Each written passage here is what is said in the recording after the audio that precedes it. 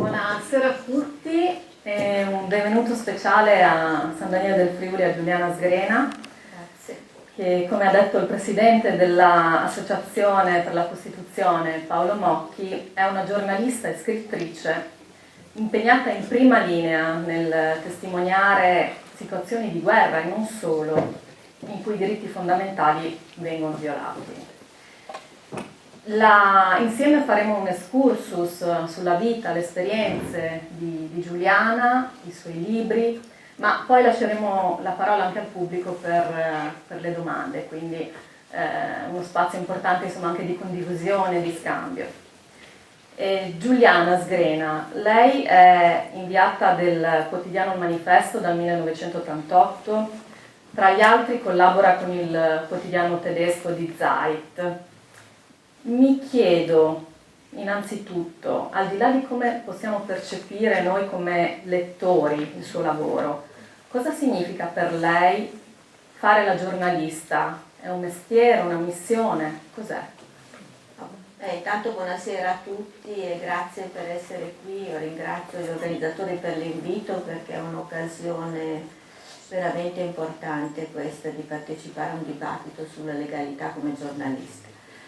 Per me fare la giornalista è un mestiere che è diventato anche molto pericoloso negli ultimi anni, fare questo lavoro in zone di guerra, ma non solo in zone di guerra, quando si trattano alcuni argomenti può essere molto pericoloso anche in Italia, ci sono giornalisti che sono in pericolo anche nel nostro paese quando si occupano di questioni che riguardano la legalità.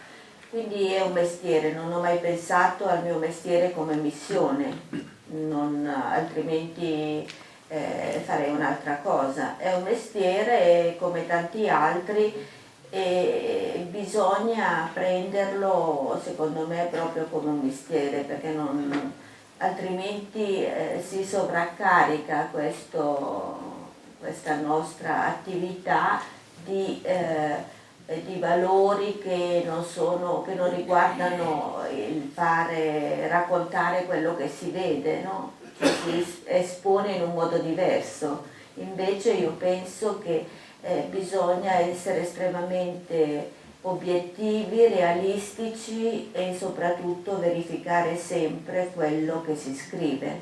Questo è importante, queste sono le regole del nostro mestiere. Sono le regole, ma sappiamo che ai giorni nostri non sono così rispettate molto spesso, quindi sembra una banalità ma non lo è assolutamente. Sì, purtroppo non lo è, perché il mestiere di giornalista è cambiato moltissimo negli ultimi anni e io mi riferisco soprattutto al giornalismo fatto in luoghi di conflitto, che è cambiato un po' perché la situazione è diventata più complicata e più difficile, però stava già cambiando prima, quando gli editori dalla prima guerra del Golfo nel 91 hanno deciso che non era più importante conoscere quella realtà, essere specialisti, no? Bastava andare e raccontare quello che si immaginava, e più un giornalista era creativo e meglio era. Nella prima guerra del Golfo i giornalisti stavano nei vari alberghi del Golfo e ricevevano le veline dall'esercito americano e non solo americano, che andava, bombardava e tornava, missione compiuta, ma non si vedeva cosa succedeva, no? Sotto le bombe cosa succedeva.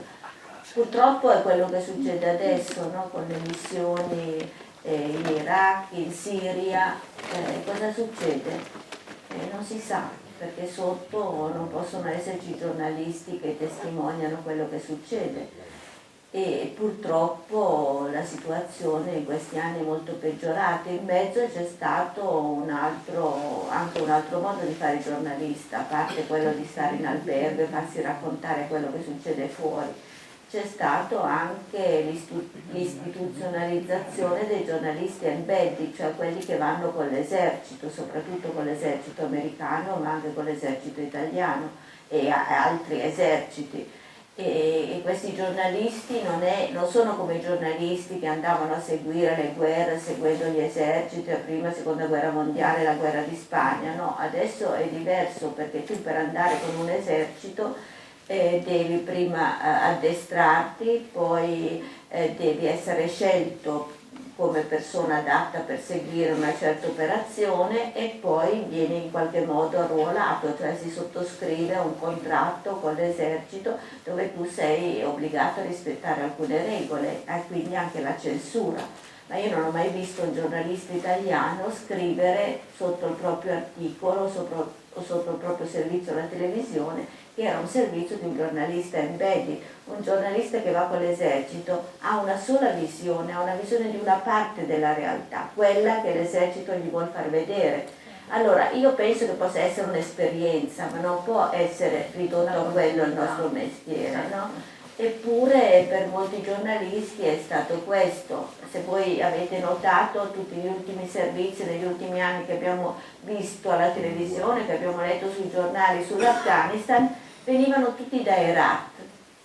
Non era un caso perché a Herat c'è il nostro esercito, ci sono le nostre truppe e allora molti giornalisti, per non rischiare più di tanto, devo dire che in Afghanistan è ancora possibile andare, io ci sono stata l'anno scorso a Kabul, però per non rischiare, e molte volte dipende anche dall'editore che non vuol rischiare, ti mandano con l'esercito, però con l'esercito si va nella base italiana a Herat e non si esce dalla base italiana. Allora come puoi dire di essere stato in Afghanistan, di raccontare l'Afghanistan? Non è così. Io l'anno scorso quando siamo andati a Kabul c'era con me un'altra mia amica che lavora con un ONG, c'era una ragazza che collabora con dei giornali cattolici e che è venuta con noi. E quando le chiedevano ma tu sei già stato in Afghanistan, lei diceva no.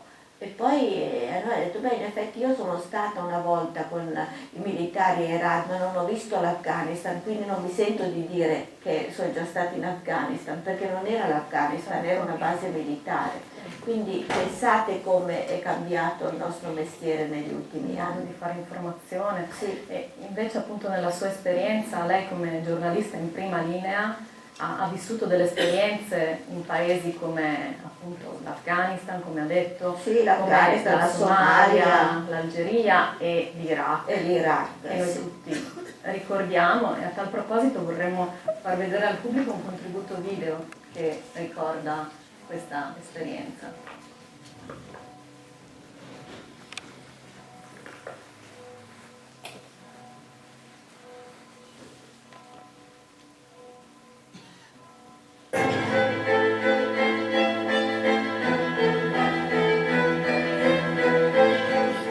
Febbraio 2005. L'organizzazione della Jihad islamica rapisce la giornalista Giuliana Sgrena. Inviata in Iraq per il quotidiano Il Manifesto, trascorrerà in prigionia un mese, durante il quale in Italia e in tutta Europa governi e società civili si mobilitano manifestando per la sua liberazione. La giornalista viene liberata il 4 marzo con una operazione condotta dal Sismi che si conclude tuttavia tragicamente.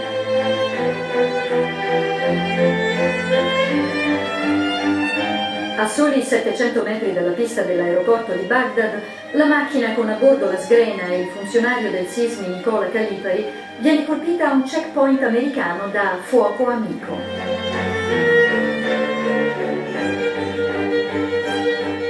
Calipari protegge la giornalista col suo corpo e muore sul colpo.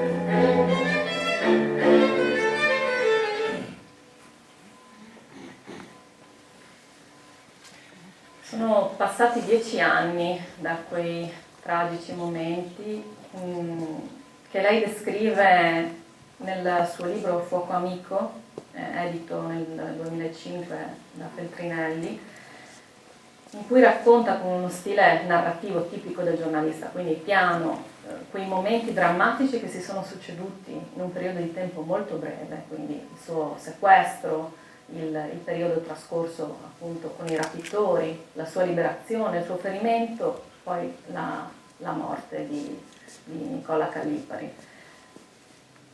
A distanza di 10 anni, cosa toglierebbe o cosa aggiungerebbe a questo libro? Cosa è cambiato dentro di lei? Cosa racconterebbe in modo diverso? Ma devo dire che purtroppo non è cambiata molto la mia sensazione, il mio modo di vivere rispetto ad allora. Recentemente ho dovuto fare una perizia psichiatrica sullo stress post-traumatico e la descrizione che è stata fatta di me e del mio modo di essere attualmente forse è peggiore di quella che avevo fatto subito dopo la mia liberazione. Allora c'era ancora, forse era troppo vicino, quei fatti erano troppo vicini e quindi c'erano ancora delle emozioni che potevano coprire una parte di questo dramma, adesso il trauma è proprio lì, visibile, con tutti i suoi effetti. E quindi non saprei cosa aggiungere a quel libro. Allora ho raccontato la mia esperienza che io purtroppo vivo ancora quotidianamente, gli effetti sono ancora quotidiani. Io vivo per esempio il mese di febbraio rivivendo ogni giorno quello che ho vissuto ormai quasi 10 anni fa e la mia vita è cambiata perché io non faccio più progetti, non vivo alla giornata. Soltanto che adesso rispetto ad allora notavo, no, come era cambiata la mia vita rispetto a prima, perché prima ero una che tornava da un viaggio, faceva il progetto per il prossimo viaggio, ero sempre in attività. Adesso se devo prendere un impegno anche per il mese prossimo, per domani, faccio molta fatica, poi faccio una forzatura su di me e prendo questi impegni cercando di sfuggire, no, a questa costrizione. Però adesso la differenza è che io ci penso spesso in questi giorni, non ricordo più qual era la mia vita di prima. Adesso c'è solo questa mia nuova vita che è cominciata poco meno di 10 anni fa. Grazie per questa testimonianza particolarmente profonda. Io ho letto Fuoco Amico e devo dire che mi ha molto impressionato per molti motivi, in particolare i momenti in cui lei descrive la prigionia in questa stanza chiusa, al buio, il rapporto con i rapitori, questi dubbi che lei esprime rispetto alla effettiva volontà da parte dei rapitori che ci fosse il ritiro delle truppe. Perché aveva questo dubbio? Qual era il suo rapporto con i rapitori? Può un po' raccontarci? Sì, dunque io avevo un rapporto quotidiano con le mie guardie, diciamo i miei guardiani, che erano sempre gli stessi e che naturalmente erano la manodopera, non erano i responsabili del mio sequestro, loro stessi me lo dicevano, ricevevano degli ordini. Erano due ragazzi giovani, acculturati, non erano ragazzi di strada, diciamo. Uno mi diceva che aveva fatto l'università, l'altro probabilmente anche, e io avevo dei rapporti con loro intanto perché stando sempre sola era un'esigenza proprio alla quale non potevo prescindere. A un certo punto dovevo parlare con qualcuno, dovevo esprimermi, altrimenti non sentivo mai la mia voce, non è possibile vivere sempre da sola, rinchiusa in una stanza, quasi sempre al buio. Quindi quando venivano, uno si definiva il mio bodyguard, era quello che mi portava da mangiare, faceva le cose più, diciamo, di servizio, l'altro invece era più politico. Peraltro devo dire che tutti hanno detto che era la Jihad islamica che mi ha rapito, ma non era la Jihad islamica. Era un gruppo, per quello che ho potuto capire, era un gruppo che faceva riferimento a quella nebulosa che era la resistenza irachena, e forse anche sostenitori dell'ex dittatore Saddam. Comunque questo faceva una differenza, perché loro erano laici, non erano islamisti, e io avrei avuto molto più paura se loro fossero stati islamisti, cioè islamisti questi che sostengono che la religione e la politica sono un tutt'uno, non sono separati. E invece loro, da come mi trattavano, dai rapporti che avevamo, sicuramente non erano islamisti, anche se poi si alzavano per fare la preghiera al mattino alle 5, ma questo non importa, essere musulmani non vuol dire essere islamisti.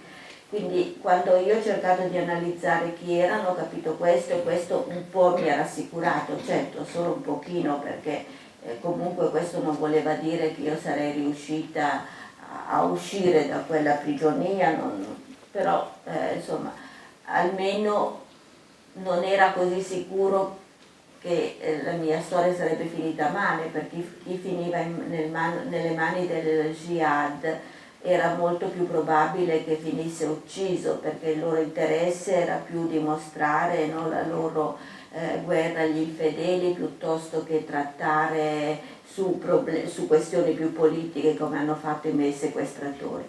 Quindi i miei rapporti con loro erano quasi quotidiani, non sempre, però spesso loro la sera, dopo una certa ora, venivano da me, evidentemente quando finiva il controllo nei loro confronti, e si cercava di parlare di cose che potevano essere anche la mia vita privata, oppure la religione, piuttosto che... Ecco, a tal proposito lei ha detto essere musulmani non significa essere islamisti. Cosa Sì, intende dire? intendo dire che essere la religione per me è un fatto individuale, anche se per loro non lo era, perché dopo la caduta di Saddam in fondo la religione era qualcosa che teneva uniti tutti gli oppositori all'Occidente, però non voleva dire essere fanatici religiosi, no? Non voleva dire mettere la religione insieme alla politica e sostenere uno Stato islamico, come sta avvenendo oggi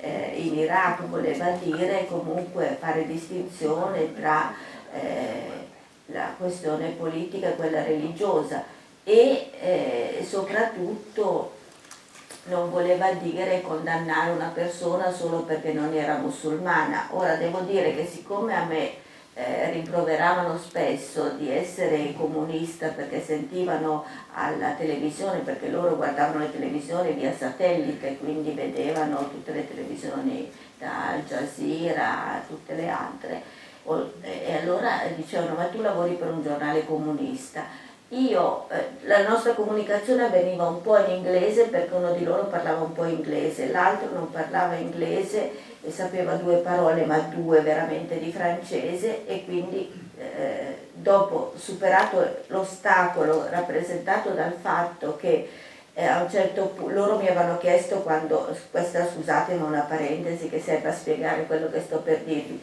quando io sono stata rapita mi hanno fatto tutta una serie di domande, mi hanno chiesto anche se io sapevo l'arabo, io ho detto che non lo sapevo. Io in effetti ho studiato arabo, ma l'ho studiato un po', poi l'ho abbandonato, quindi capisco alcune cose, ma non posso certo dire di sapere l'arabo. Poi io ho studiato arabo classico, che è l'arabo ufficiale, ma non è l'arabo parlato. E quindi niente, io ho detto no, non so l'arabo. A un certo punto qualcuno alla televisione, forse il direttore del mio giornale a quel tempo, ha detto che io amavo così quel mondo che avevo persino studiato l'arabo. Quando loro hanno sentito questa cosa, hanno accentuato nei miei confronti l'idea che io fossi una spia, perché se avevo detto che non sapevo l'arabo e invece lo sapevo, questo voleva dire che ero una spia. E allora hanno cominciato a non parlare più davanti a me. Allora io ho cercato di spiegare che loro mi hanno detto sì, quel signore, che poi loro quando dicevano quel signore si riferivano sempre a Ciampi, che mi aveva dato una medaglia come la medaglia della Repubblica. comunica. Allora dice, guardate, quel signore manco sa chi sono io, quindi non può aver detto una cosa del genere. Allora sarà il direttore del tuo giornale. Ho detto sì, ma lui avrà detto che ho studiato, non che so l'arabo, perché io so qualcosa di arabo, ma a voi non vi capisco perché parlate l'iracheno. E dopo varie ricerche, perché ovviamente loro andavano su internet tutti i giorni, così sapevano benissimo controllare le notizie, insomma alla fine hanno accettato che io avessi studiato l'arabo ma che non ero una spia, e allora si usava anche un po' l'arabo per comunicare. Magari io capivo quello che mi chiedevano, poi rispondevo in inglese, eccetera.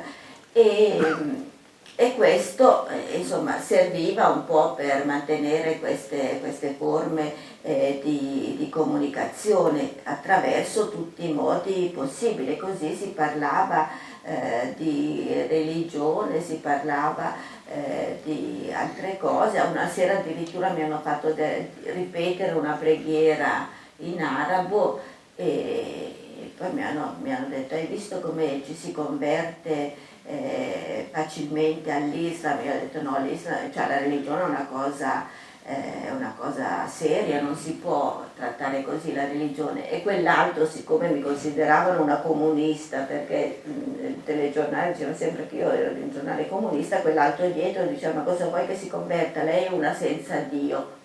Il problema mio era quello che non sapevo se per loro era peggio essere una senza Dio o essere una cristiana, no? Perché comunque la situazione, insomma, loro erano musulmani, potevano essere, non sapevo cosa era peggio per loro, se io mi dichiaravo senza Dio oppure cristiana, quindi io cercavo di mantenermi sempre in bilico e dicevo che non capivo la parola quando loro dicevano sei comunista, mentre lo sapevo benissimo perché ovviamente stando in Iraq e avendo rapporti anche con il partito comunista iracheno sapevo benissimo quella parola, ma mi rifiutavo, dicevo no guarda io non capisco. Allora alla fine mi hanno detto tu sei come Fidel Castro per farmi capire, perché usavano, no, questi mezzi per farmi capire cosa volevano dire, e io l'ho svoltata parlando di Guantanamo, ma insomma non era così facile sfuggire, no, a queste questioni che per me erano fondamentali, no, perché anche per loro immagino era molto, molto complicato, no? Riuscire a mantenersi su un equilibrio che non sbilanciasse troppo da una parte all'altra, soprattutto perché mi rendevo conto che ero diventata un'arma di guerra. Io da pacifista ero diventata un'arma di guerra, un'arma da mettere sul piatto. Infatti c'è un passaggio del libro in cui lei racconta il momento in cui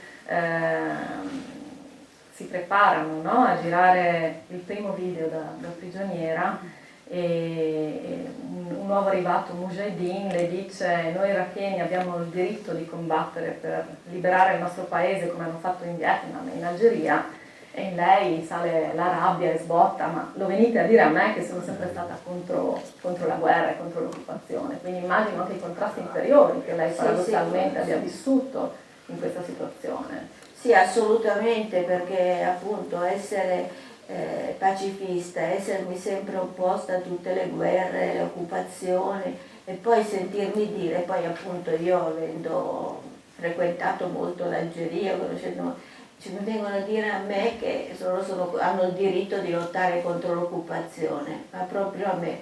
E poi io lì sono sbottata veramente, allora mi hanno detto no, noi sappiamo, a quel punto sapevano chi ero, mi hanno detto sappiamo chi sei, ma noi dobbiamo utilizzare tutte le armi che abbiamo a disposizione, quindi dobbiamo utilizzare anche te. E a quel punto non avevo molta scelta.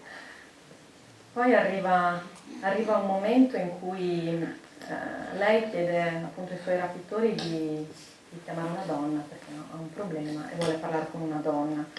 E in questo capitolo di Fuoco Amico che lei dedica alle donne dice io mi sono sempre sentita a disagio quando sono stata costretta a vivere con soli uomini, eppure mi è capitato spesso viaggiando in paesi arabi e musulmani, bar con soli uomini, strade invase da giovani appoggiati al muro come negli anni bui in Algeria, oppure uomini per le strade di Kabul affiancati o meglio seguiti da donne che sembrano fantasmi nascoste sotto i burqa, autobus con entrate separate per uomini e donne, come in Iran, società mutilate.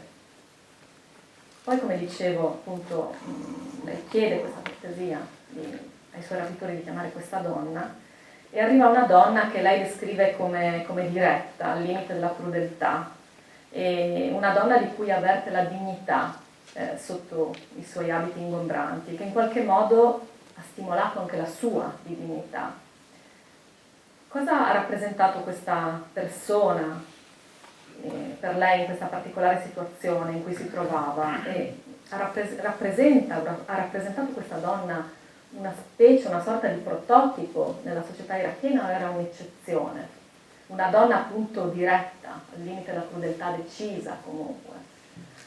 Penso che in fondo, non in quel ruolo, ma in quello che c'era dietro, che non appariva di quella donna, era in fondo la donna irachena, perché le donne irachene con Saddam, siccome era una dittatura, ma una dittatura laica, le donne avevano un ruolo importante nella società, a tutti i livelli della società, nell'economia, nella cultura, nella politica anche. Ricordo la prima ministra irachena è stata nel 59, noi abbiamo avuto una prima ministra donna nel 76 con la Tina Anselmi, quindi persino nel Consiglio di guerra avevano una donna. Ora questo io non lo ritengo positivo, ma per dire, e c'era una forte partecipazione delle donne anche con un ruolo molto, diciamo, di potere.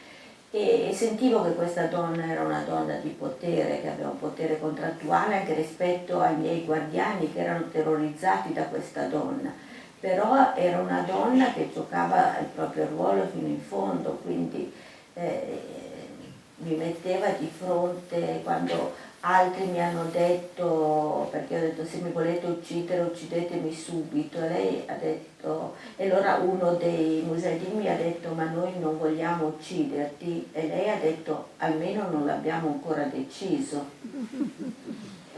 Cioè, questa è una cosa terribile, no? Quindi, e poi un'altra volta che invece è venuta mi ha detto, io ormai ero da un bel po' di tempo che stavo lì, stavo sempre a letto perché ero sotto, faceva freddo, ero sotto le coperte, poi non avevo molto possibilità di muovermi così, sì, c'era una stanza dove potevo. E lei mi ha detto guarda ti devi alzare, ti devi muovere perché così se devi uscire, se devi tornare a casa non sarai neanche in grado di stare in piedi. Devi fare ginnastica per tenerti, insomma. E lì era altrettanto, diciamo, diretta, altrettanto crudele, ma in quel momento era anche positiva, certo, nei miei confronti, certo, no? E quindi sì, era veramente, appunto vedevi che era non la vedevo, no? Perché era tutta coperta di nero, non si vedevano neanche gli occhi, quindi era, però insomma intanto era una donna che parlava inglese, francese, arabo, e in alcune parole aveva un accento portoghese, forse parlava persino portoghese, non lo so, ma comunque era una donna sicuramente molto istruita e evidentemente apparteneva a una famiglia, insomma lei aveva un potere e quindi era sicuramente una che aveva un ruolo persino dentro quella situazione, che era una situazione terribile, no? E quindi con me si confrontava per il ruolo che lei aveva in quel momento.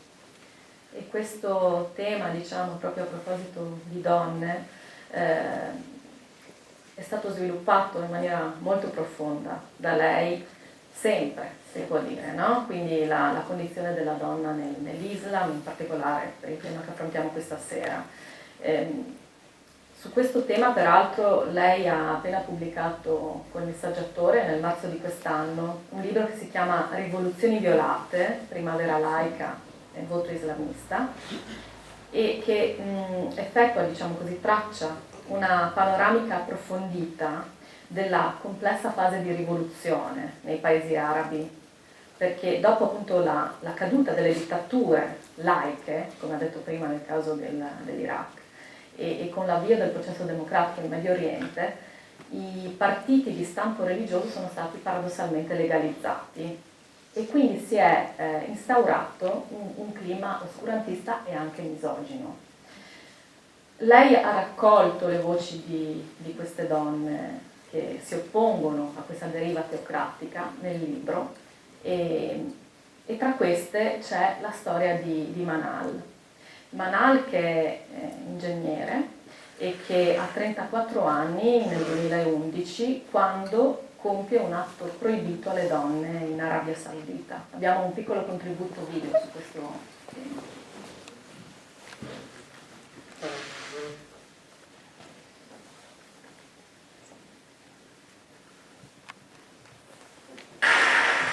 Allow me to start this talk with a question to everyone. You know that all over the world, people fight for their freedom, fight for their rights. Some battle oppressive governments. Others battle oppressive societies. Which battle do you think is harder? Allow me to try to answer this question in the few coming minutes. Let me take you back 2 years ago in my life. It was the bedtime of my son Aboudi. He was 5 at the time. After finishing his bedtime rituals, he looked at me and he asked a question. Mommy, are we bad people? I was shocked. Why do you say such thing, Aboudi? Earlier that day, I noticed some bruises on his face when he came from school. He wouldn't tell me what happened. He was ready to tell. 2 boys hit me today in school. They told me, we saw your mom on Facebook. You and your mom should be put in jail. I've never been afraid to tell Aboudi anything. I've been always proud woman of my achievements. But those questioning eyes of my son were my moment of truth. When it all came together.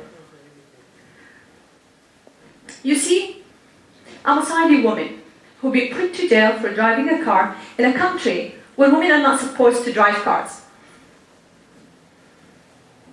Just for giving me his car keys, my own brother was detained twice, and he was harassed to the point he had to quit his job as a geologist, leave the country with his wife and 2-year-old son. My father had to sit in a Friday sermon listening to the imam, condemning women drivers and calling them prostitutes amongst tens of worshippers. Some of them are friends and family of my own father. I was faced with organized defamation campaign in the local media, combined with false rumors shared in family gatherings, in the streets and in schools. It all hit me. It came into focus that those kids were not meant to be rude to my son. They were just influenced by the adults around them. And it wasn't about me.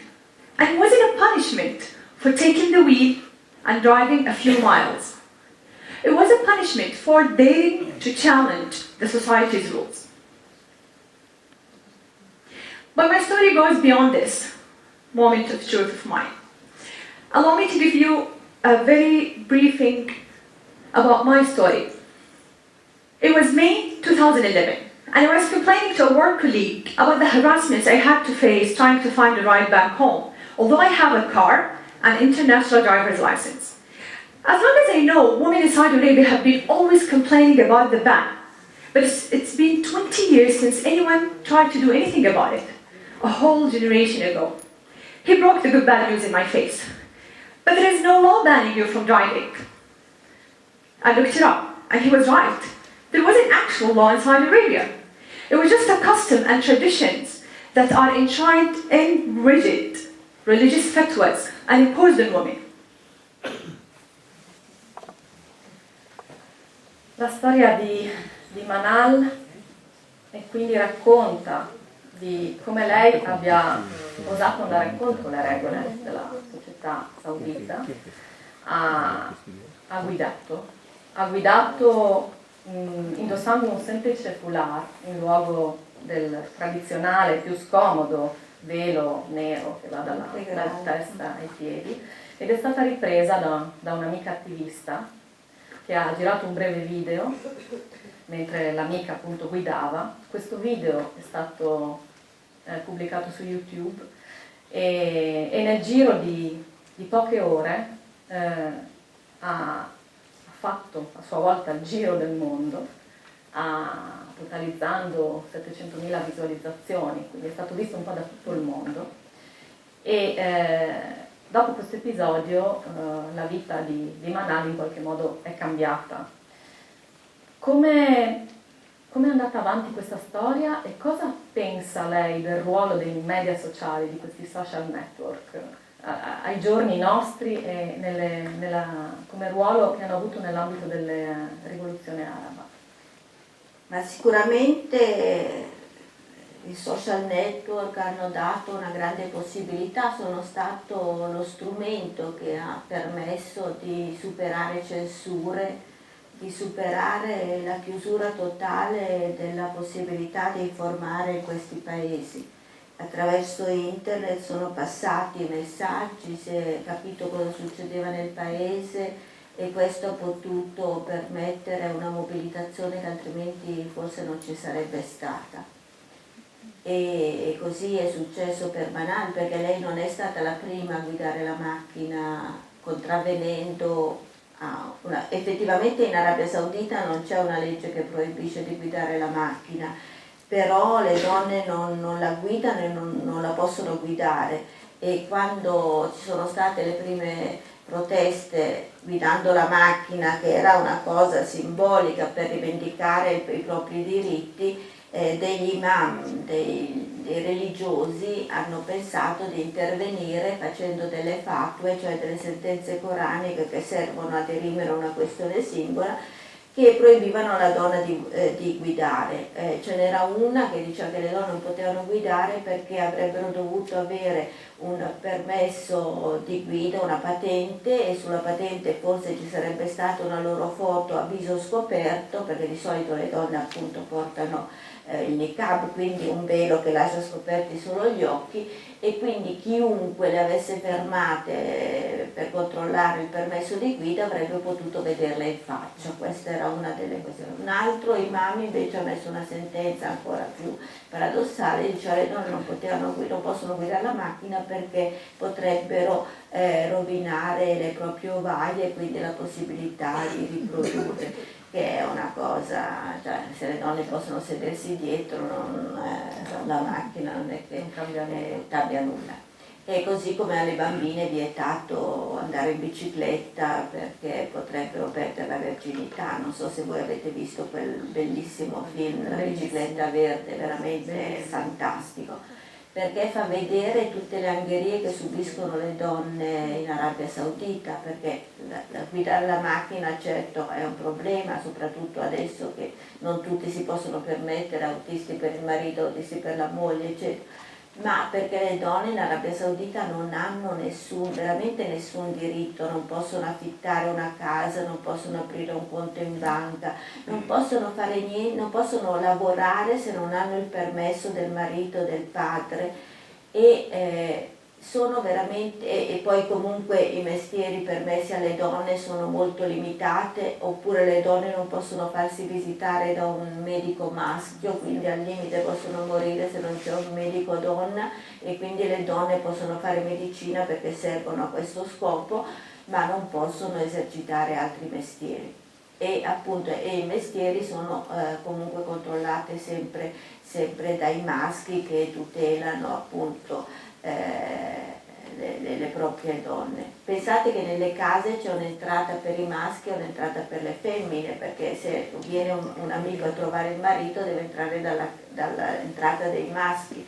Mi raccontava un amico somalo al quale era stato offerto la direzione di un ospedale in Arabia Saudita. Lui viveva in Italia, si era laureato in Italia, però in Italia lo facevano lavorare solo nelle cliniche private dandogli una miseria, mentre i medici poi prendevano i soldi dei suoi interventi, e allora stava cercando lavoro all'estero. Quando è andato in Arabia Saudita per vedere le condizioni, mi ha raccontato che c'erano dei palazzi interi disabitati perché i costruttori, che non erano sauditi, non avevano fatto i doppi ascensori, le doppie scale, le doppie entrate per maschi e per femmine. Cioè veramente una società.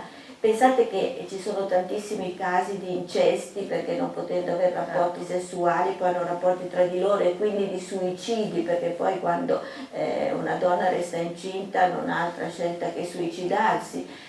E quindi le donne non compaiono nell'albero genealogico della famiglia, quindi proprio sono inesistenti. Eppure di questi problemi, di queste violazioni così plateali dei diritti delle donne in Arabia Saudita non si parla, perché l'Arabia Saudita è un alleato dell'Occidente e quindi può violare qualsiasi diritto umano delle donne, non viene citato perché sull'Arabia Saudita c'è l'omertà. Quindi ho voluto aprire questo libro proprio sull'Arabia Saudita per dare un segnale dove in Arabia Saudita non c'è stata la rivoluzione, non è stata ancora contagiata dalle rivolte e dalle rivoluzioni in corso negli altri paesi arabi. L'Arabia Saudita ha investito tantissimi soldi proprio per evitare questo contagio, per aiutare a vincere i partiti islamisti negli altri paesi, per fare in modo che tutti i paesi arabi diventassero governati da partiti religiosi, in modo da poter estendere la propria,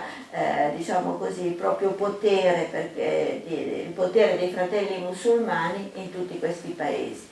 E in parte all'inizio c'era anche riuscita, no? Perché con gli investimenti era riuscito a far vincere il partito religioso Ennahda, che lui fa parte dei fratelli musulmani in Tunisia, e poi anche in Egitto con i fratelli musulmani che avevano vinto le elezioni.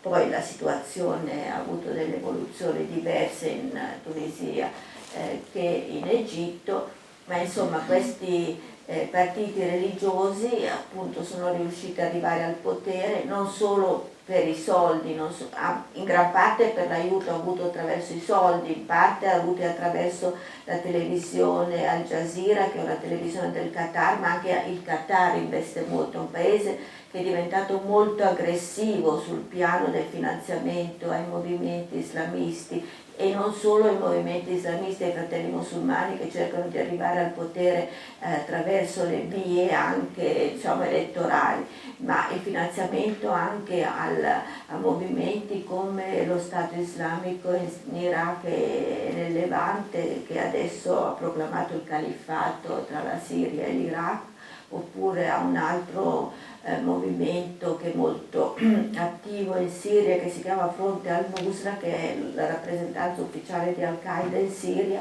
e altri movimenti.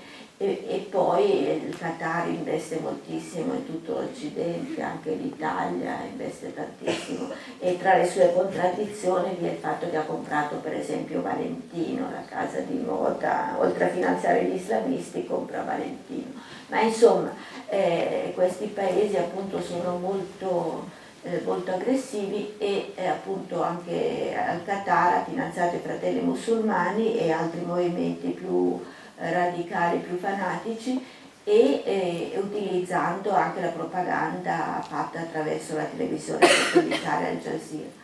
Ma c'è un elemento in più in tutte queste vicende, è che queste rivoluzioni che hanno visto come protagoniste proprio in prima fila le donne e i giovani erano le protagoniste principali di queste rivoluzioni. Bene, questo protagonismo delle donne, che ha avuto anche successi a volte, come in Tunisia, le donne sono riuscite a imporre nella legge elettorale che le liste elettorali siano formate dal 50% di uomini e il 50% di donne, e la candidatura sia alternata un uomo e una donna. Pensate, la stessa proposta di legge nel Parlamento italiano non è passata, per dire quanto i legami tra noi e loro sono stretti, no? Perché loro hanno come rivendicazione ufficiale, le donne che partecipano a queste rivoluzioni, la parità di genere, cosa che anche noi non abbiamo raggiunto, e quindi dovrebbe essere, no, dovremmo avere una naturale condivisione, no, dei nostri obiettivi con loro. E loro, nella loro analisi, che ho riportato nel libro attraverso le loro parole, dicono che questo protagonismo delle donne, queste rivendicazioni delle donne hanno messo in crisi l'identità del maschio arabo, E infatti io in Tunisia, facendo un'inchiesta su questo voto islamista in un paese così laico come la Tunisia, ho scoperto che molti uomini avevano votato il partito religioso perché mi dicevano: noi non ne possiamo più della libertà di queste donne, perché in Tunisia effettivamente le donne erano molto libere, noi ci sentiamo castrati, volevamo recuperare la nostra virilità. Sono parole testuali. Questo ha poco a che detto. vedere con la politica, però. Questo ha poco a che vedere con la politica, certamente, però l'unico partito che poteva ridare loro il recupero della virilità, perché il Corano garantisce la superiorità dell'uomo sulla donna, era il partito religioso che faceva riferimento appunto al Corano, e quindi hanno votato partito religioso per questo motivo. E però poi il partito religioso al potere ha fallito, perché non ha saputo affrontare nessuno dei problemi reali, risolvere nessuno dei problemi reali del paese. Peraltro non si è dimostrato né in Tunisia né in Egitto così onesto come aveva pretesa di esserlo, e come la gente aveva creduto dopo tanta corruzione. Pensavano che in fondo dei religiosi sarebbero stati più onesti dei regimi passati, invece poi sono stati anche loro travolti dalle loro corruzioni, e quindi alla prova del potere appunto hanno fallito, perché il loro unico obiettivo è stato quello della reislamizzazione del paese. Reislamizzazione voleva dire non che dovessero far diventare musulmani i cittadini quei paesi, perché lo erano comunque musulmani, ma dovevano imporre un'altra visione dell'Islam, no? Una visione molto più oscurantista, molto meno moderata e molto più restrittiva, soprattutto nei confronti delle donne. Ecco, interessante questo aspetto legato al Corano, no? Che sancisce la superiorità dell'uomo sulla donna. Lei pensa che sia concepibile un Islam in qualche modo femminista, che sia possibile una rilettura del Corano, che sia possibile un'evoluzione? C'è una corrente di religiosi musulmani che hanno una lettura molto diversa del Corano alla luce dei nostri tempi, che si definiscono una specie di teologia della liberazione, paragonandosi alla teologia della liberazione che c'era stata soprattutto in America Latina per quanto riguarda la religione cristianesimo, la religione anche cattolica, e loro hanno appunto una lettura moderna del Corano, quindi è possibile avere una lettura diversa del Corano. Il problema è che c'è uno scontro molto forte tra chi vuole un ritorno alle origini, che sono quelli che vengono definiti salafiti, che sono l'ala ancora più estrema dei fratelli musulmani e che comunque partecipano. In Tunisia sono stati coperti dai fratelli musulmani, nel senso che i fratelli musulmani hanno coperto le loro azioni violente. Tra l'altro loro si sono sentiti sdoganati, no? Fratelli musulmani legittimati, poi sono stati legittimati anche, legalizzati anche partiti appunto molto più radicali, non direi radicali, molto più estremi nella loro concezione dell'Islam, sia in Egitto che in altri paesi, anche in Tunisia e in altri paesi. E appunto c'è questo scontro tra questo ritorno alle origini e chi invece vorrebbe un avanzamento e anche una separazione della religione dalla politica, perché questi religiosi sostengono che la decadenza dell'Islam, cioè la sua forza propulsiva, è finita quando la religione si è fatta Stato a Granada. Da lì, secondo loro, l'Islam ha cominciato a decadere, a non avere più la forza che aveva prima, e quindi appunto sostengono una lettura diversa dell'Islam. Questo per quanto riguarda l'Islam in generale. Ora, quando si parla di femminismo islamico è una cosa che mi fa un po' accapponare la pelle, no? Perché cioè io penso che il femminismo sia in contraddizione con tutte le religioni, perché non c'è nessuna religione che dia parità tra uomo e donna. Le donne non possono diventare papa, non possono fare i preti, non possono, così come nelle altre religioni. Non so, quando si parla della religione buddista come una delle religioni più aperte, ma voi quando vedete le manifestazioni buddiste vedete mai le donne in primo piano così? No, io non ne ho mai viste, no? In Tibet si vedono le donne, no? È uno dei regimi più oscurantisti, cioè se fossero loro al potere sarebbero oscurantisti come pochi. Quindi penso che sia una contraddizione in sé. E quindi anche nell'Islam, anzi poi chi lo sostiene sono proprio quelli che hanno una visione non moderata dell'Islam, ma queste donne che si definiscono femministe islamiche solo perché fanno parte di organizzazioni, di movimenti religiosi in cui anche loro sono protagoniste come i maschi, ma sono protagonisti sostenendo le stesse visioni che hanno i maschi, quindi una visione che comunque reprime la donna. Io ho fatto una discussione con una di loro, mi ricordo all'Università di Firenze, e dicevo ma la poligamia, perché una donna dovrebbe essere d'accordo con la poligamia? Dicevo come la poligamia? Se un uomo, perché il Corano dice che tu puoi sposare più donne se le ami tutte allo stesso modo e se sei in grado di farlo, poi si aggiunge, ma cioè, è chiaro che un uomo che si sposa 4 donne non le ama tutte nello stesso modo, no? È impossibile, e lo si vede nei casi di poligamia, perché quando l'ultima moglie potrebbe essere la figlia della prima, è chiaro che c'è una disparità tale che e il comportamento non è assolutamente di parità, quindi solo sostenere, immaginare che possa essere, che tutte possono essere felici e contenti di condividere lo stesso marito, non è vero. Quindi, e poi anche sull'eredità, che è un tabù veramente nell'Islam, ed è la cosa che le donne, per cui stanno combattendo le donne tunisine, che hanno sulla carta riconosciuta la parità, tranne che le donne tunisine hanno l'aborto, hanno contraccezione, hanno tutto quanto, ma sull'eredità non è riconosciuta la stessa eredità per i maschi e per le femmine, cioè le donne ereditano la metà di quanto ereditano i figli maschi. E adesso appunto loro vogliono la parità anche nell'eredità, come altre donne, le egiziane, come altre donne. Però questo non viene concesso, perché naturalmente se le donne avessero anche una maggiore autonomia sul piano economico, più facilmente si potrebbero liberare e allora questo viene impedito. Però anche su questa femminista islamica, sulla questione della eredità, dicono io ritengo sia giusto, perché la proprietà nell'Islam, la proprietà è di Dio.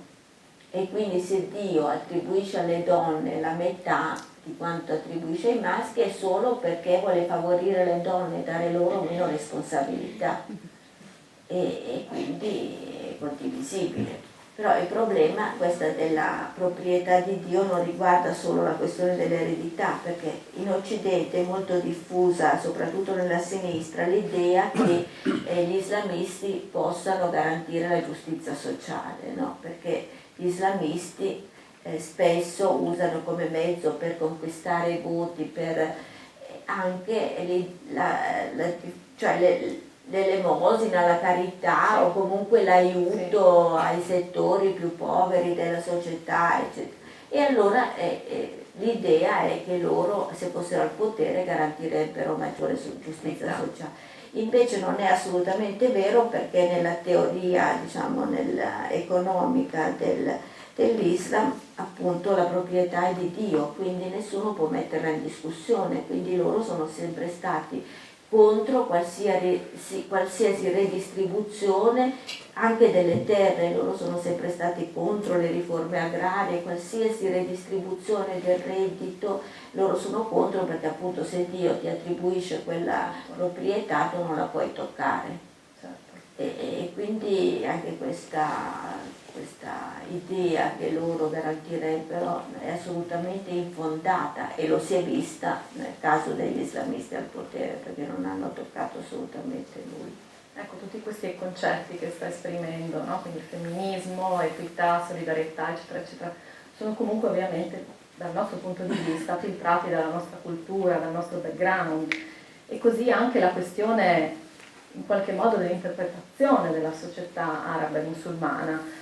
A tal proposito lei ha citato prima questo bellissimo film che si chiama Bicicletta Verde, che è stato il primo film girato in Arabia Saudita da una donna, peraltro, anche saudita, ed è molto interessante nel suo libro, no? Leggere di come questa regista abbia dovuto appunto effettuare le riprese all'interno di un camper con un walkie-talkie, perché comunque non è consentito alle donne stare per strada e tantomeno dirigere degli uomini, ovviamente, no? Ecco, però... E poi l'Arabia Saudita è un paese che non ha cinema. Esatto, non esistono i cinema, quindi le persone possono vederli solo attraverso dei DVD. Che non vengono venduti lì, ma si comprano nei paesi vicini. Esatto, un sistema veramente in qualche modo per noi difficile da comprendere.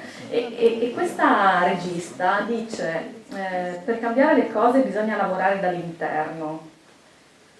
Quindi mi chiedo, è possibile immaginare dei cambiamenti che vengano dall'alto o sull'input di paesi come i nostri, diciamo così, occidentali, definiamoli, che hanno dei propri filtri e una propria cultura? Siamo in grado di giudicare, di capire, di aiutare? In che modo possiamo sostenere il cambiamento?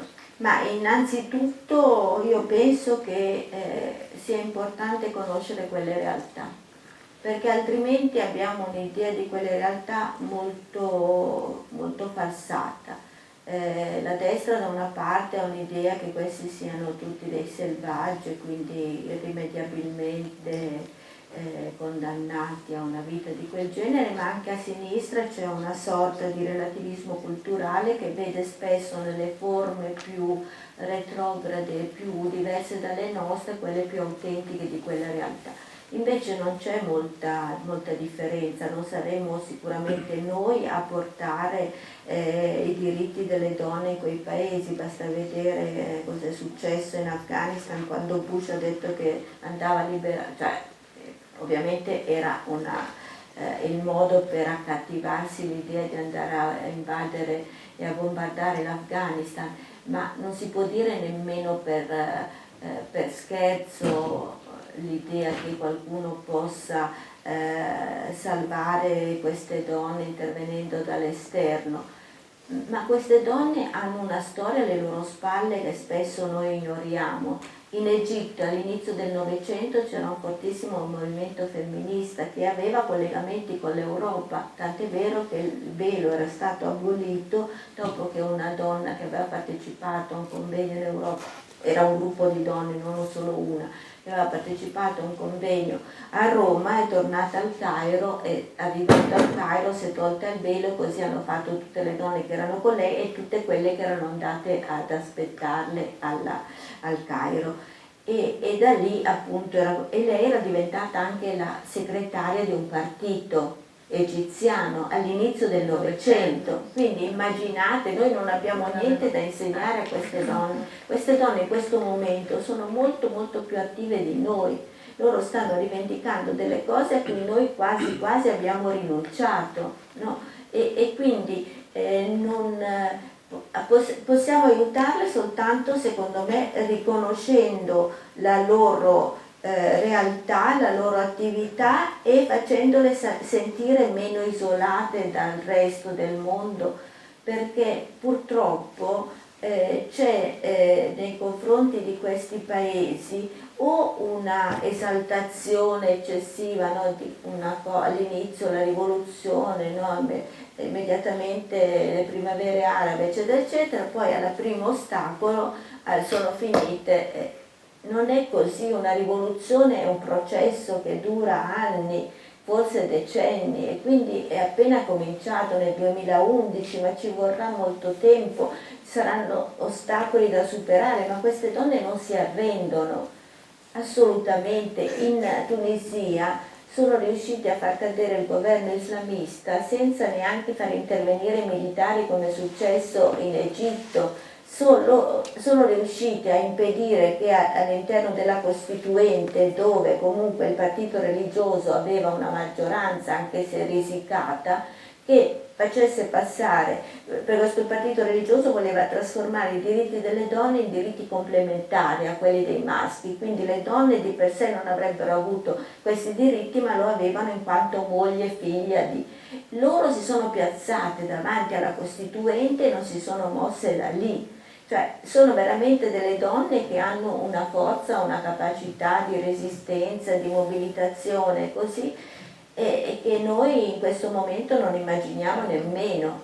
Quindi è conoscere, condividere la loro storia, le loro esperienze, e su questo noi possiamo aiutarle. Io penso che far conoscere quello che succede lì e forse avere anche delle forme di scambio, no? Avere una rete di collegamento, perché questo le farebbe sentire molto più, avere degli interlocutori anche da questa parte del Mediterraneo. L'anno scorso ho partecipato al Forum Mondiale Sociale e lì è stato veramente, si è percepito la capacità organizzativa, la forza di queste donne che hanno veramente in qualche modo influenzato tutto l'andamento del Forum Sociale. L'anno prossimo si farà di nuovo a Tunisi, anche come riconoscimento di questo processo che sta andando avanti in Tunisia, e soprattutto a Tunisi si è capito, si è percepito che esiste una grande, cioè non c'era nessuna difficoltà di comunicazione, la presenza era soprattutto mediterranea, perché non era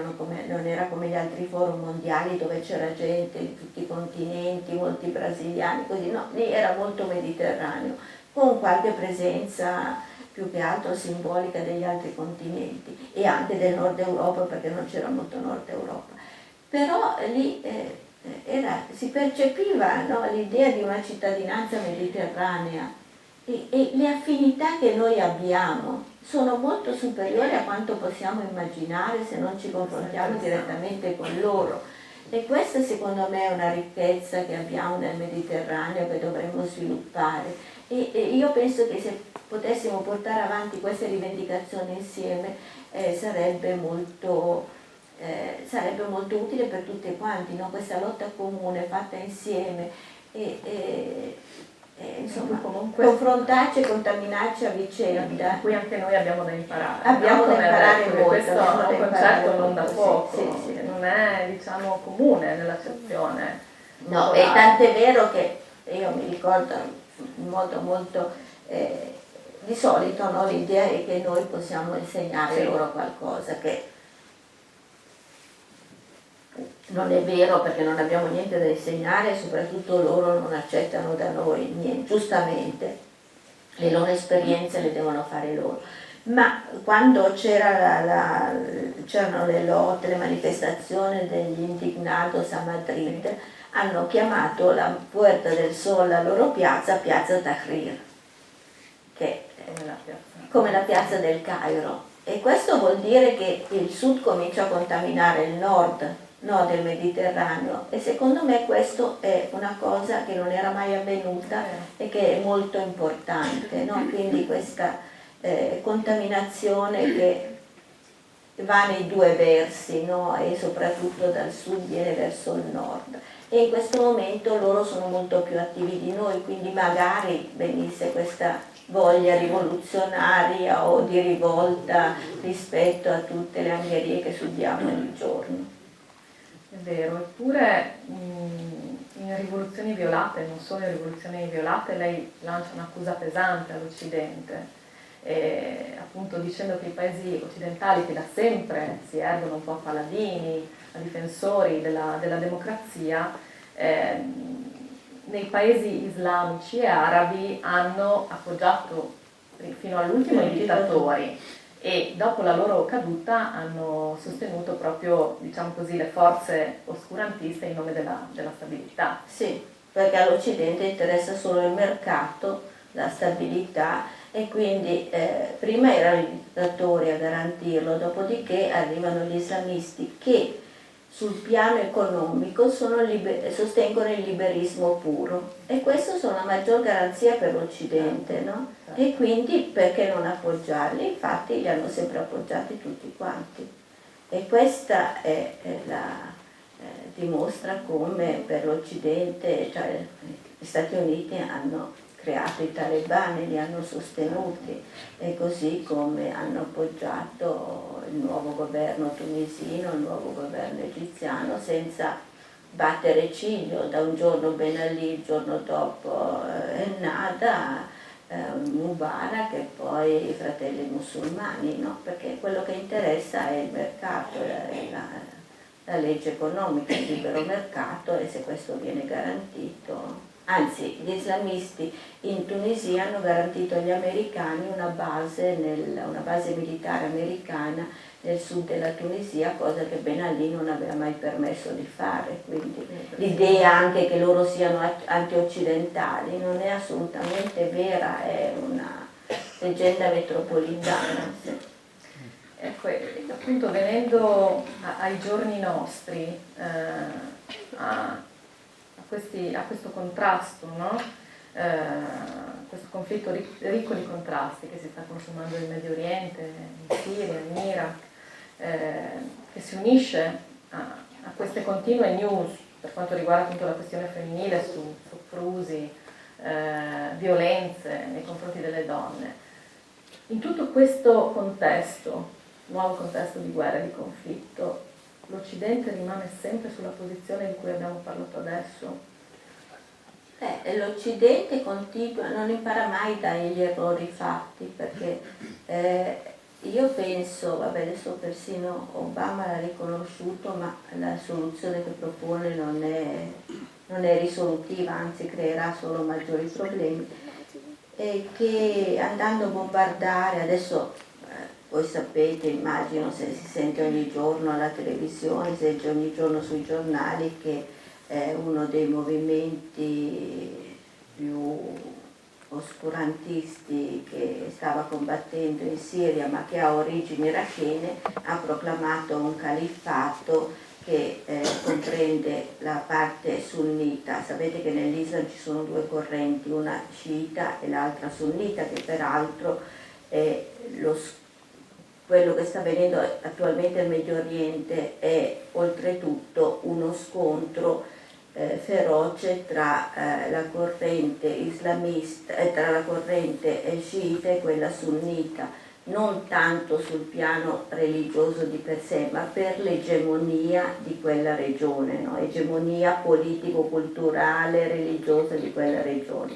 Quindi lo scontro in atto in Siria è quello che determinerà l'egemonia di una corrente sull'altra, una corrente guidata da quella sciita dall'Iran e quella sunnita dall'Arabia Saudita. No? Quindi lì si sta, perché c'è un arco di forze sciite che garantiscono la continuità della corrente sciita in quell'area, che va dagli Hezbollah in Libano, Assad in Siria, perché la Siria ha maggioranza sunnita, però al potere c'era Assad, finora forse ancora, che è di una setta sciita, gli alawiti. Poi in Iraq adesso al potere sono gli sciiti e poi c'è l'Iran. Quindi questo arco garantisce la continuità sciita, che si interromperebbe se cadesse Assad e al potere andassero i sunniti. Quindi per questo c'è una difesa accanita di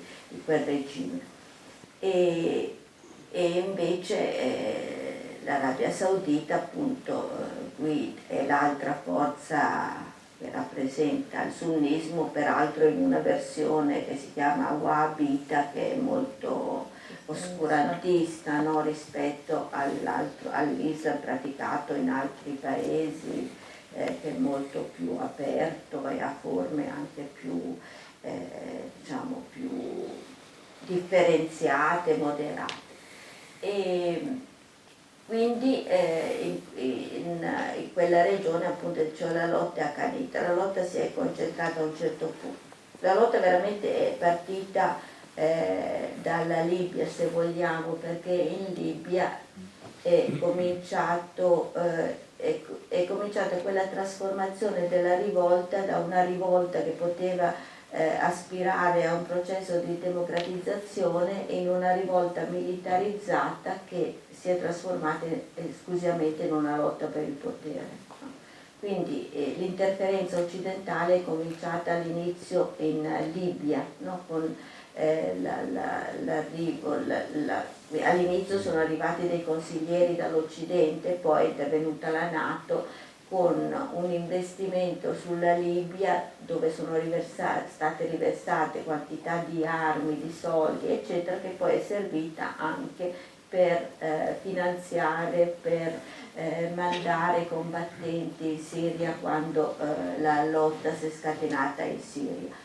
Ma in Siria la cosa è ancora più importante, appunto dalla Libia sono arrivati armi, sono arrivati combattenti sia dalla Libia che dalla Tunisia, perché il conflitto che si sta sviluppando in Siria è in gran parte combattuto da stranieri che vanno lì per combattere, cioè quelli che vengono chiamati jihadisti, cioè combattenti del jihad. Il jihad tradotto in modo un po' molto schematico vuol dire guerra santa, no? Non vuol dire solo guerra santa, ma in questo caso si identifica con la guerra santa. Quindi i jihadisti vanno a combattere la guerra santa, quindi vanno a combattere per Dio, non per la democrazia della Siria piuttosto che un altro paese. La loro idea è di combattere in nome di Dio. Quindi in Siria a un certo punto è cominciata la rivolta, che all'inizio era una rivolta come quella tunisina, quella egiziana. Si sono formati dei comitati popolari locali che all'inizio avevano anche trattato con Assad per ottenere maggiore democrazia, maggiore rappresentanza popolare, eccetera.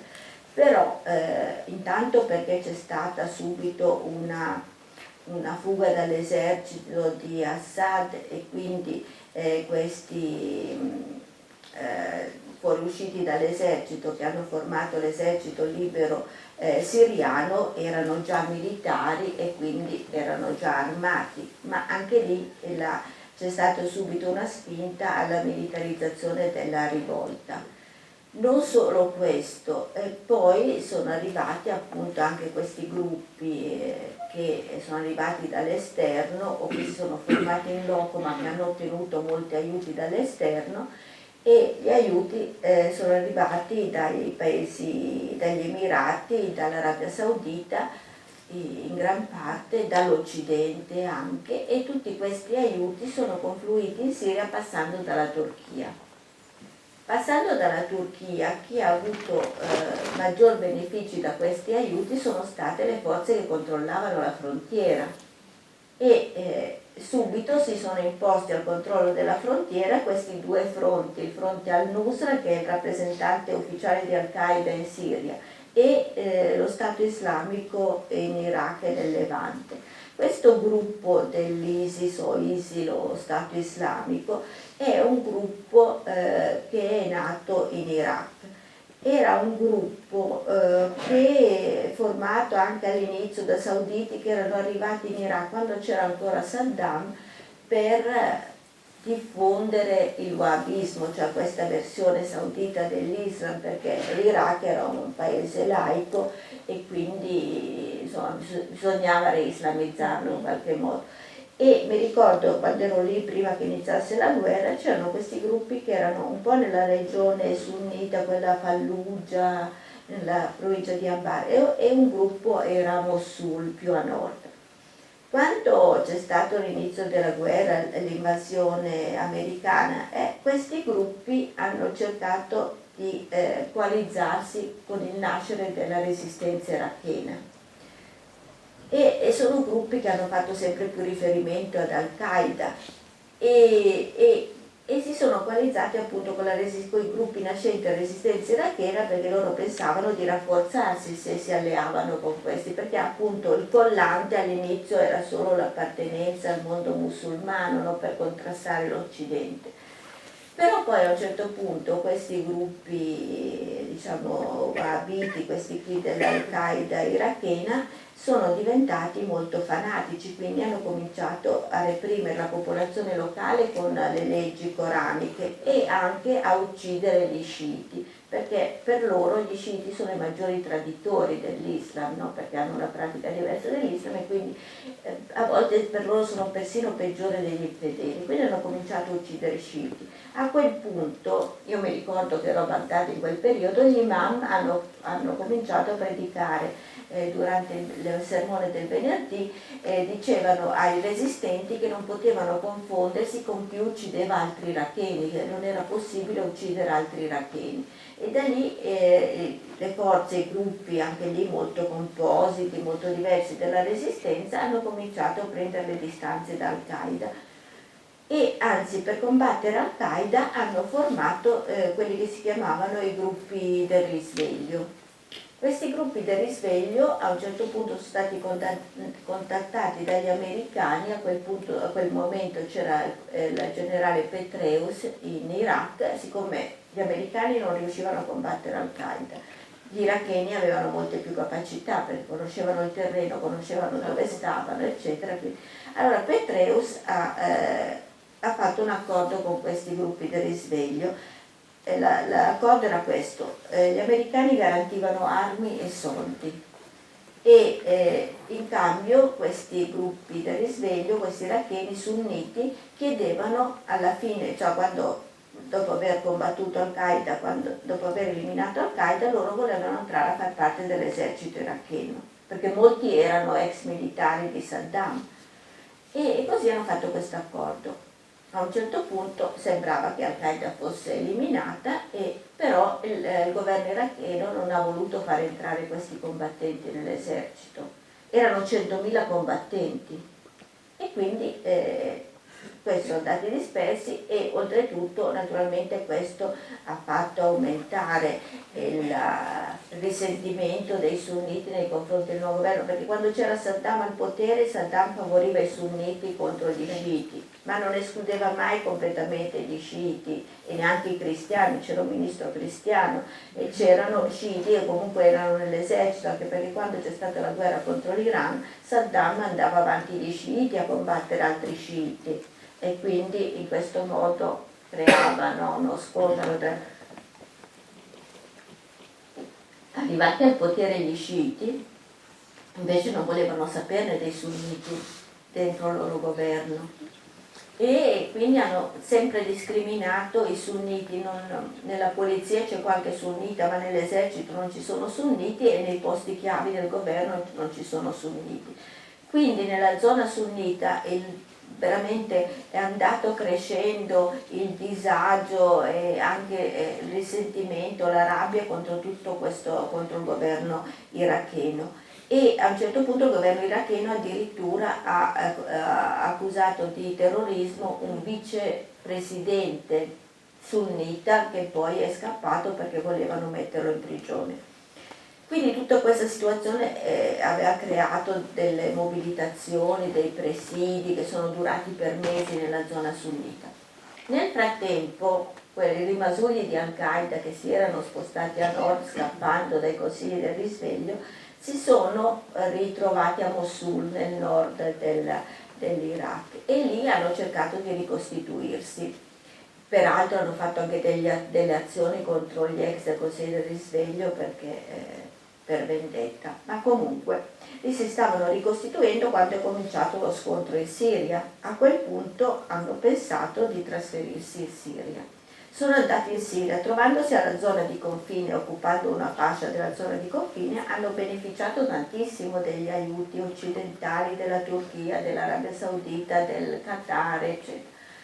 Quando le cose si sono messe un po' male perché prima erano più o meno uniti, anche se non formalmente, con il fronte al-Nusra, ma a un certo punto sono cominciati gli scontri tra le due fazioni. Allora, per non combattere su un terreno che poteva diventare sfavorevole, l'ISIS ha deciso di mantenere controllate le zone che controllava nel nord della Siria e di ritornare in Iraq. Ritornando in Iraq, molto rafforzato, perché si era rafforzato in soldi, in combattenti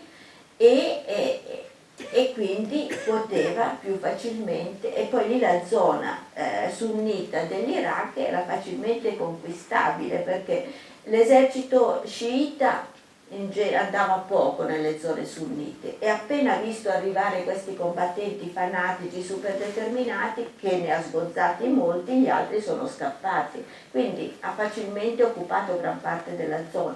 Per di più ha occupato Mosul e ha preso tutti i soldi che c'erano in banca, quindi anche un movimento che ha molti soldi, ha proclamato il califfato e c'è questo leader, il califfo, si chiama al-Baghdadi, e soprattutto ha cercato di costituire, e poi è riuscito anche a recuperare molti degli ex militari di Saddam che erano rimasti sparsi nelle zone sunnite, quindi anche con grande esperienza di governo. Per questo sono riusciti a costituire una sorta di governo di questa zona occupata e oltretutto hanno occupato anche zone, per esempio la diga, che è fondamentale, il controllo della diga in Iraq perché l'acqua è essenziale, così come controllano alcune zone dove c'è il petrolio. Ed è diventata una forza che contratta direttamente con gli altri stati la vendita di petrolio, acqua, eccetera, eccetera. Quindi è diventato una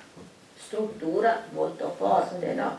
Molto forte, consolidata, con molti mezzi, fa pagare le tasse, reprime, naturalmente applica una legge, la Sharia, legge coranica, nel modo più truculento possibile, ha fatto fuori tutte le minoranze e sta combattendo per conquistare altre zone.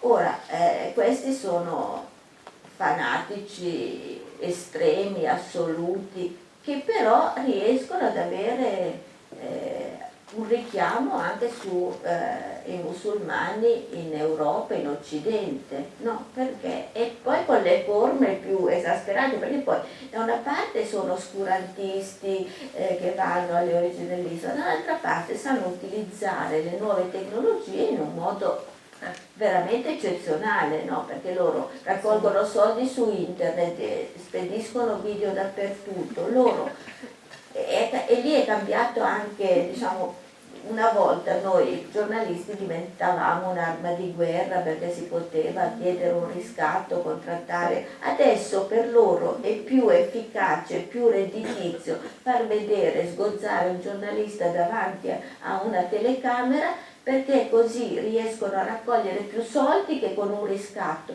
e ad avere più adepti che li seguono in Occidente di quanto potrebbero ottenere. Quindi è uno strumento di propaganda per loro straordinario, e poi siccome soldi ne hanno, non è che hanno questa necessità, armi ne hanno, e quindi questa è una cosa molto, molto preoccupante soprattutto per la gente che vive lì. Adesso pare che dentro la zona sunnita ci siano dei gruppi che si stanno ribellando, ma noi non sappiamo che cosa succede, perché non ci sono testimoni, no?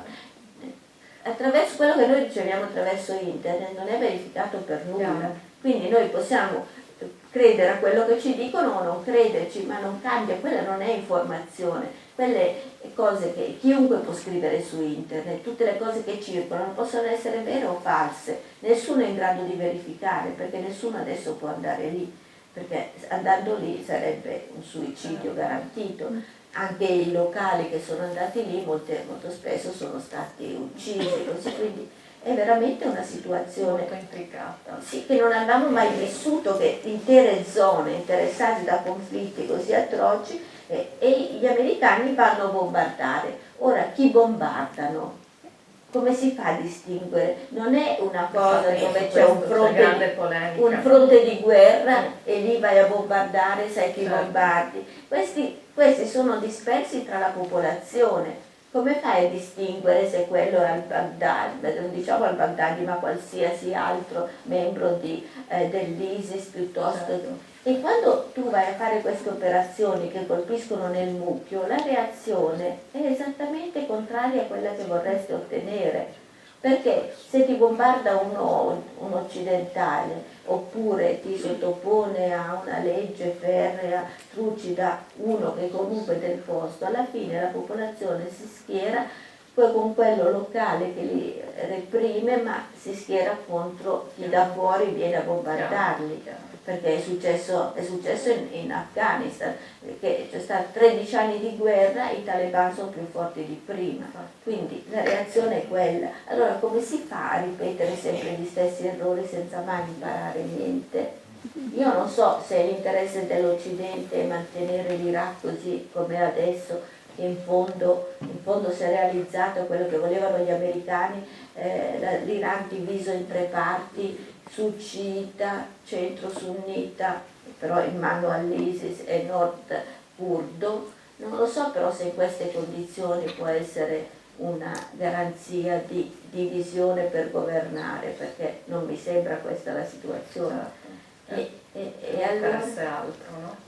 L'interesse è altro, e allora si armano i curdi, no, una parte dei curdi, perché non sono, cioè si arma la parte di Barzani, non quella di Talabani, il Kurdistan iracheno, perché sono gli amici dei turchi, e quando saranno super armati, se proclameranno lo Stato curdo, allora anche i curdi vorranno lo Stato anche loro, e allora siccome non si può mollare la Turchia perché è alleata dell'Occidente, sta nella NATO eppure ha una base importante a Incirlik vicino al confine con la Siria e l'Iraq, cosa farà l'Occidente? Andrà a bombardare i curdi in Turchia per salvare il governo turco. È veramente una situazione molto complessa, con delle spirali che rischiano